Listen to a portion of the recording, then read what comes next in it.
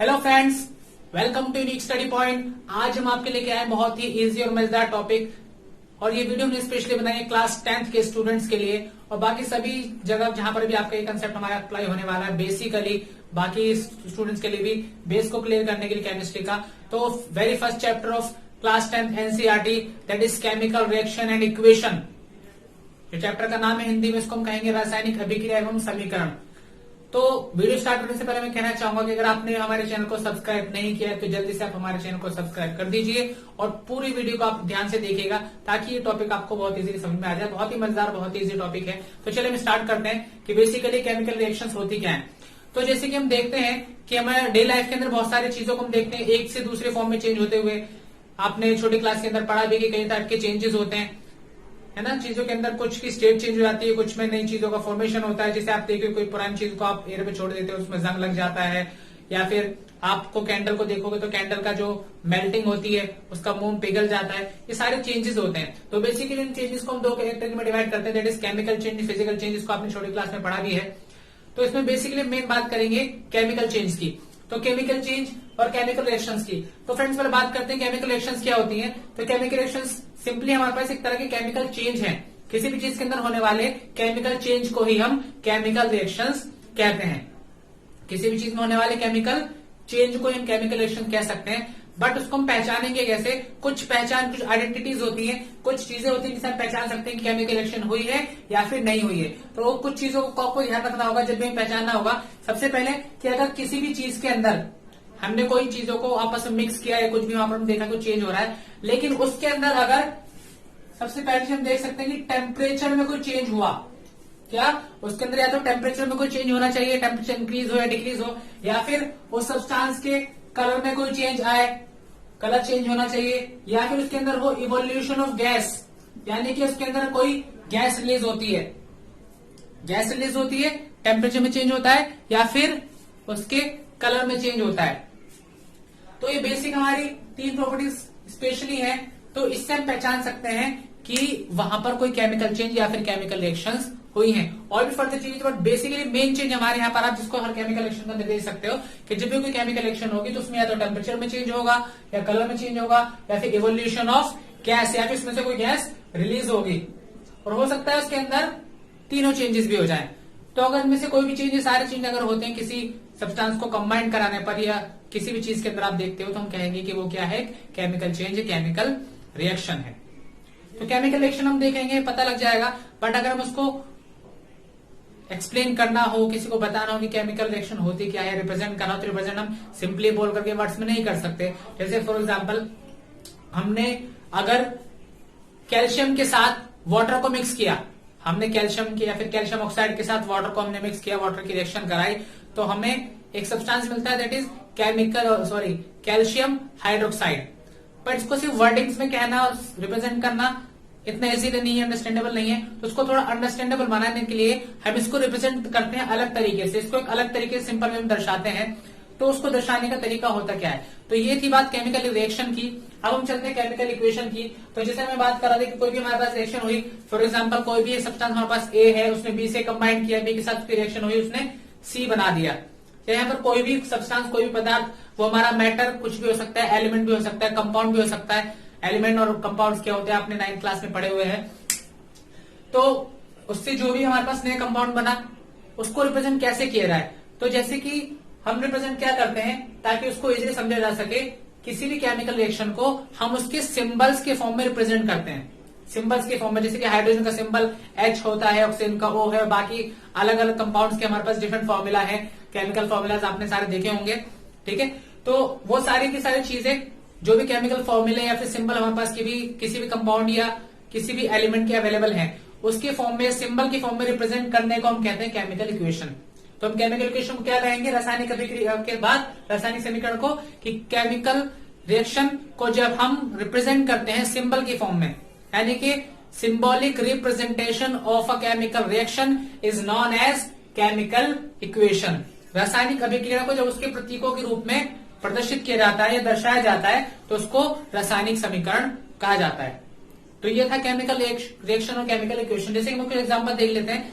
For example हमने कहा कि कैल्शियम और ऑक्सीजन, हमने कैल्शियम की ऑक्सीजन से रिएक्शन कराई तो हमें कैल्शियम ऑक्साइड मिला। हमने उसको सिर्फ वर्डिंग में कहा या फिर वर्ड्स में आपके पास लिखा हुआ है, उसको रिप्रेजेंट करने के लिए हमने क्या किया, कैल्शियम को उसके सिंबल कैल्शियम के तौर पर हमने रिप्रेजेंट किया, ऑक्सीजन के लिए हमने सिंबल यूज किया ऑक्सीजन, और कंपाउंड हमारे पास बना कैल्शियम ऑक्साइड। तो यहाँ पर हमने क्या किया, इस पूरे रिएक्शन को उसमें यूज होने वाले सारे जो सब्सटेंस थे उनके सिंबल की फॉर्म में रिप्रेजेंट किया। तो दिस इज केमिकल इक्वेशन। तो किसी भी केमिकल रिएक्शन को उसके सिंबल के तौर पे जब हम रिप्रेजेंट कर देते हैं तो इससे हमारी बन जाती है केमिकल इक्वेशन। अब इसका बेनिफिट क्या होता है, तो इसका बेनिफिट ये होता है कि जब हम इसको रिप्रेजेंट करेंगे केमिकल इक्वेशन की फॉर्म में तो उससे ना सिर्फ सिंबल पता लगेंगे बल्कि हमें उन एलिमेंट्स या कंपाउंड जो भी सब्सटेंस हमने कंबाइन करा उनकी कॉम्पोजिशन का पता भी लग जाएगा कि हमने कितने कितने यूनिट्स इन सब्सटेंस को लेकर के कितने यूनिट नया वाला सब्सटेंस बनाया। फॉर एग्जाम्पल हमारे पास hydrogen H2 plus O2 gives H2O। Hydrogen oxygen के साथ कंबाइन करके वाटर बनाती है, ये बड़ी बेसिक रिएक्शन है, आप सबको पता है। मैं इसको ऊपर लिख देता हूं कि H2 plus O2 gives water. अब इस रिएक्शन को देख के हमें पता ये लगता है कि अगर हम 1 मॉलिक्यूल ऑफ हाइड्रोजन के एक मॉलिक्यूल को कंबाइन कराते हैं ऑक्सीजन के एक मॉलिक्यूल के साथ तो हमें क्या मिलता है। अगर इसको हम बैलेंस करना चाहूं तो ये इस तरह से अभी बताने जा रहा हूं मैं कि बेसिकली हमारे पास होती क्या है बैलेंस रिएक्शन।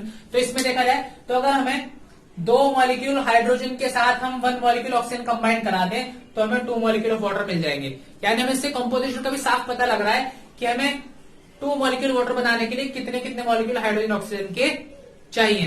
तो इस चीज को हम कंपोजिशन या संगठन कहते हैं। तो किसी भी सब्सटेंस को बनाने के लिए जब रिएक्शन हम कराते हैं उसके सिंबल के साथ साथ अगर हमें इसकी कंपोजिशन का भी पता लगाना है तो वो काम हमारा बहुत इजी हो जाता है केमिकल इक्वेशन के जरिए से।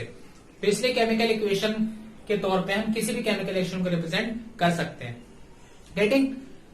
चलिए बात करते हैं कि केमिकल इक्वेशन में और क्या चीजें आती हैं। अब हम केमिकल रिप्रेजेंट करते हैं इस तरह से, कोई भी केमिकल्स होंगे उसको इस तरह से रिएक्शन हम लिख देंगे इक्वेशन के फॉर्म में। तो उसमें जो लेफ्ट साइड में हमारे जो सब्सटेंस आएंगे जिनकी हमने रिएक्शन कराई है उनको मिलाकर के कुछ नया बनाया हो या फिर उनको ब्रेक करके कुछ नया बनाया, तो जो भी लेफ्ट साइड में हमारी जिनकी हमने रिएक्शन कराई है उन सब्सटेंस को हम कहते हैं रिएक्टेंट, हिंदी में अभिकारक। और उनकी रिएक्शन होने के बाद जो हमें नया सब्सटेंस मिला दैट इज कॉल्ड प्रोडक्ट या फिर उत्पाद। हिंदी में कहेंगे उत्पाद और इंग्लिश में इसको कहेंगे हम प्रोडक्ट। ओके, तो substance which react is called reactant and the substance new substance form after this reaction is called product, उसको हम प्रोडक्ट कहेंगे। तो लेफ्ट साइड में रिएक्टेंट और राइट साइड में हम लिखते हैं प्रोडक्ट। तो this is introduction of chemical reaction and chemical equation के केमिकल रिएक्शन क्या होती है और केमिकल इक्वेशन क्या होती है। जैसे हमारे पास सब और भी एग्जांपल हैं, copper plus chlorine gives UCl2, one atom of copper 1 molecule of chlorine, दोनों को कंबाइन किया 1 मॉलिक्यूल को तो हमें 1 मॉलिक्यूल ऑफ कॉपर क्लोराइड मिल गया। ये सारे हमारे सिंबॉलिक रिप्रेजेंटेशन है केमिकल रिएक्शन के, इसलिए इन सबको हम कहेंगे केमिकल इक्वेशंस। अब इन केमिकल इक्वेशंस को हम बेसिकली 2 कैटेगरी में डिवाइड करते हैं, that is balanced chemical equation and unbalanced chemical equation. Unbalanced को हम स्केलेटल केमिकल इक्वेशन भी कहते हैं और हिंदी में इसको कहते हैं संतुलित। बैलेंस मतलब संतुलित, अनबैलेंस मीन्स असंतुलित, मतलब जिसमें संतुलन ना हो, जो अनबैलेंस्ड है, बैलेंस नहीं हुई है। तो बैलेंस का मतलब हुआ क्या, अभी हमने देखा कि केमिकल इक्वेशन किस फॉर्म में रिप्रेजेंट करते हैं, लेफ्ट साइड में रिएक्टेंट और राइट साइड में प्रोडक्ट। तो हमें बेसिकली क्या देखना है किसी भी केमिकल इक्वेशन के अंदर कि लेफ्ट साइड में यानी रिएक्टेंट साइड में जो भी हमारे पास एटम है वही एटम हमारे पास राइट साइड में भी होंगे, क्योंकि इन्हीं एटम्स को, इन्हीं सब्सटेंस को कंबाइन करके उन्होंने प्रोडक्ट बनाया।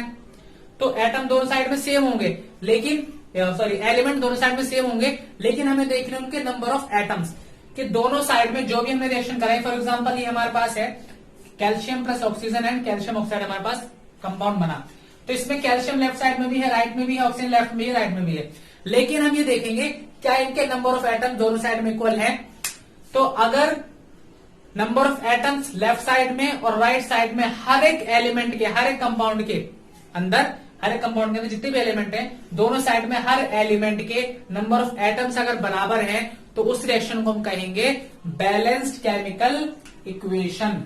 और अगर ऐसा नहीं है तो वो हमारी कहलाएगी अनबैलेंस्ड केमिकल इक्वेशन। तो simply a chemical equation in which number of atoms on both sides means on reactant side and product side number of atoms are equal, then the equation is known as balanced chemical equation.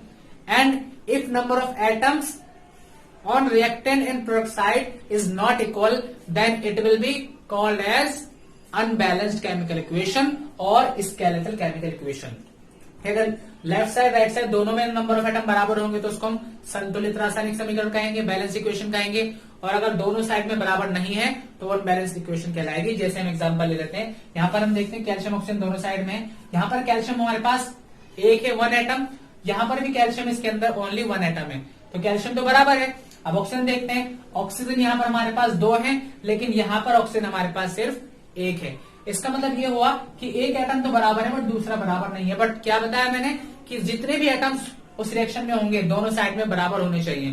तो इसमें calcium तो बराबर है, oxygen बराबर नहीं है, यानी सारे एटम इक्वल नहीं है, तो इसलिए ये रिएक्शन हमारी बैलेंस नहीं होगी। ये रिएक्शन कैसी हुई? अनबैलेंस्ड, यानी कि ये असंतुलित रासायनिक समीकरण है। ठीक है, इसको बैलेंस भी हम करते हैं, वो कैसे करेंगे वो मैं आगे बताऊंगा। तो नेक्स्ट सेक्शन को चेक कर लेते हैं। यहाँ पर हमारे पास कॉपर और क्लोरीन है, राइट साइड में भी कॉपर क्लोरीन है। यहाँ देखते हैं कॉपर 1 एटम, यहाँ पर कॉपर 1 एटम, कॉपर इक्वल है। क्लोरीन को देखते हैं, क्लोरीन 2 एटम्स, क्लोरीन 2 एटम्स और क्लोरीन भी हमारे सेम। तो यहाँ पर देखिए सेक्शन में तो कॉपर एटम भी दोनों साइड में इक्वल है और क्लोरीन के एटम भी दोनों साइड में इक्वल है, यानी कि सारे एटम दोनों साइड में इक्वल आ गए, इसलिए हमारी रिएक्शन हो गई बैलेंस्ड केमिकल इक्वेशन। इक्वेशन कैसे हुई? बैलेंस यानी संतुलित है। फिर चेक कर लेते हैं हम एल्यूमिनियम एंड क्लोरीन को। यहाँ पर देखें तो एल्यूमिनियम 1 एटम है, यहाँ पे एल्यूमिनियम को 1 एटम है, क्लोरीन के यहाँ पर 2 एटम है, लेकिन यहाँ पर क्लोरीन के 3 एटम है। तो इस रिएक्शन के अंदर देखें इस केमिकल इक्वेशन में तो एल्यूमिनियम के एटम तो बराबर है लेकिन क्लोरीन के बराबर नहीं है, यानी कि सारे एलिमेंट्स के एटम इक्वल दोनों साइड में नहीं है, इसलिए ये इक्वेशन भी हमारी अनबैलेंस्ड हुई, यानी ये भी असंतुलित रासायनिक समीकरण है।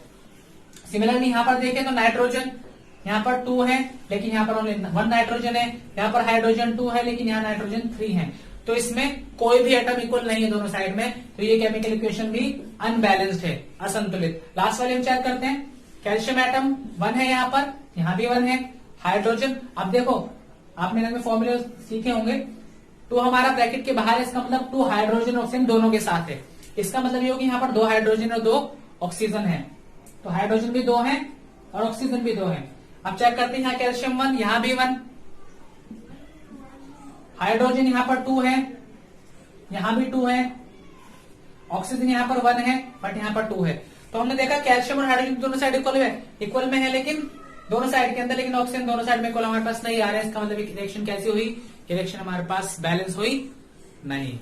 तो बैलेंस्ड केमिकल इक्वेशन में क्या होता है कि जितने भी नंबर ऑफ एलिमेंट्स जो हमारे अवेलेबल है इक्वेशन के अंदर, उसके सभी नंबर ऑफ एटम्स दोनों साइड में, रिएक्टेंट और प्रोडक्ट साइड में इक्वल होने चाहिए, तो वो रिएक्शन बैलेंस इक्वेशन कहलाएगी।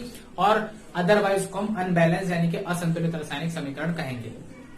तो ये था हमारा इंट्रोडक्शन कि केमिकल रिएक्शन इक्वेशंस क्या होती हैं, कैसे हम पहचानेंगे कि रिएक्शन बैलेंस है या अनबैलेंस है। अगले वीडियो में आपको बताऊंगा कि किस तरह से अनबैलेंस केमिकल इक्वेशन को हम बैलेंस करेंगे और क्या क्या टाइप्स ऑफ रिएक्शन होते हैं।